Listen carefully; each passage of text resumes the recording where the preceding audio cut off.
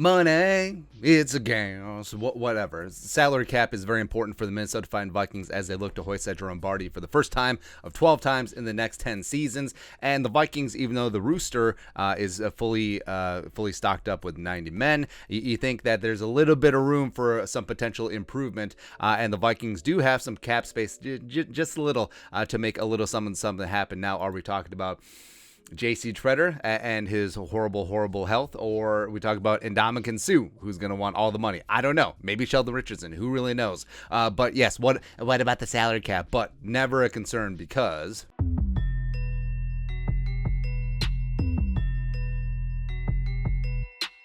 also, I forgot that we made one of these for Spielman.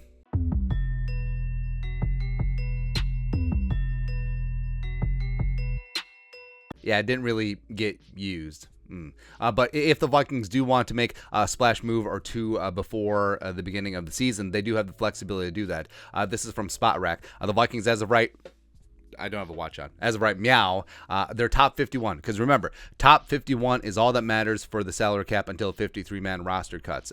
Because the top 51 contracts is what is going to count against your salary cap. You have to be under the current cap for the National Football League until you get to 53, and then every player on your 53-man active roster is going to count against the cap. That blah, blah, blah, blah, blah, blah. So as of right, the Vikings have a 9.721 305 8675309 $1 million cap space, so about 9.7 on paper, on purpose. But remember, the Vikings still have not signed second round picks, Ed Ingram as well as Andrew Booth Jr., so that is going to impact the cap slightly. But remember, it's only the top 51 players who impact the salary cap as of right now before the season starts. So you take that 9.7 number, and these are estimated cap hits for Booth and Ingram, again via Spot Rack, and then you can offset the current number 50 as well as number 51 players on the top 51. Now, what's confusing is that currently, in terms of cap hits, the 50th and 51st largest hits are a Caleb Evans, the fourth-round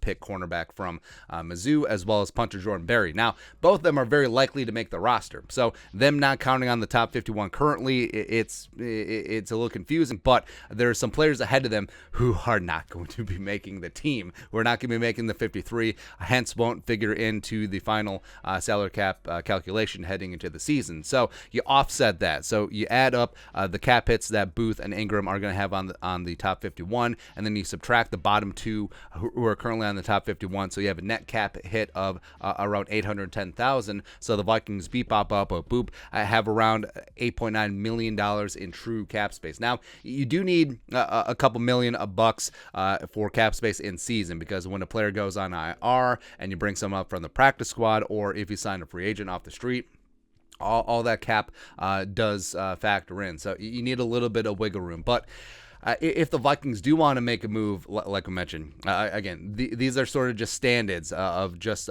moves that the Vikings could make, whether it's Tretter or an improvement along the offensive line, or Ndamukong Suh or another body along the defensive line, or bringing in some cornerback depth, etc. They do have the flexibility to do that because the Vikings famously have been the way that Rob Brzezinski likes to operate is if you're going to restructure a player that you know is going to be part of the team for the subsequent seasons, you don't mind taking down a large base salary, turning it into a roster bonus, and then spreading out that cap hit over the remaining years of his deal. And then you do look at guys like Eric Kendricks, who's due to make a $9.15 million base salary this year. He's restructured a number of times before in his career, so the Vikings could chop that up, the remaining years on his deal, and then free up a little bit more cap space if they need it, if they want to do it. They could do the same thing with Dalvin Cook, but I mean, how long-term is Dalvin going to be here, potentially? But other than that, I mean, you look at the base salaries for the Vikings this year, no one's really making a ton in terms of base salary because they've restructured a number of contracts already. A lot of it has already been paid out in roster bonuses or signing bonuses or restructure bonuses, etc. So that's one of the big reasons why the cap is a myth, because you can shuffle the numbers really however you want, and you can kick the can down the road. And also, that does make sense because it's not like that cap that you have in future years gains interest. Like if you don't have a 10% juice on some salary cap that you move either in a void year or in restructure down the line. That doesn't happen. Plus, with the salary cap going up and up and up, with the new TV deals. Oh yeah, by the way, Amazon paying billions of dollars into the coffers. That's going to skyrocket the salary cap. So ipso facto, the money today is not going to be worth the money it's going to be tomorrow. It's basically like reverse inflation with the salary cap, which is really interesting. So, I mean, the Vikings, as of right now, are 20th in the league in salary cap, but that doesn't really matter. As long as you're taking care of your business, there's always ways that you can free up money if you want to make some moves. There isn't really any Vikings that are on the cusp of having big-time extensions as of right now for training camp. Next year, Justin Jefferson, that's a different kettle of fish. But as of right now, the Vikings are, of course, in very good salary cap situation, and they can make some moves. They can get some things done, again, if they want to. One time, or again, they can stand pat. They can roll over that cap space to 2023, which they may need. They may need with Justin friggin' Jefferson. But that's it. That's the Vikings salary cap situation as of right. Meow. Let us know your thoughts and our thoughts in the comment section below. Subscribe for daily Vikings takes. Want to support the work? Put a little something in the Venmo. But till next time, Skull production value.